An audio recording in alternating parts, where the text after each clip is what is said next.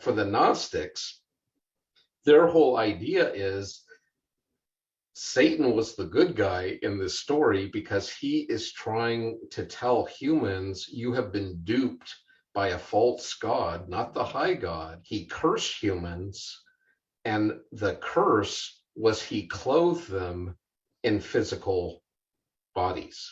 So when it talks in Genesis that we were clothed in the skins of animals, Adam and Eve were clothed in the skins of animals, it's not like bear skins or giraffe skins. It's this is your animal skin that you have been clothed in. Woo! Pretty freaky.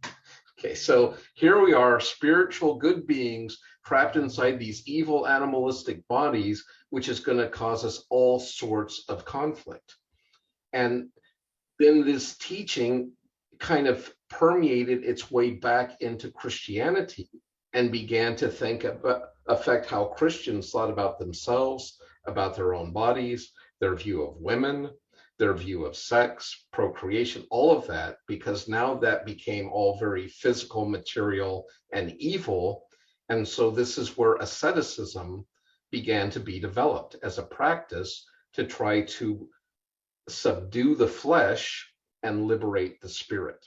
But the reason I read you that passage from Romans 7, do you see how easily you could interpret what Paul said in Romans 7 as what I just told you about the Gnostics? Because that's exactly how he's talking. He says, in my flesh, in my members is no good thing.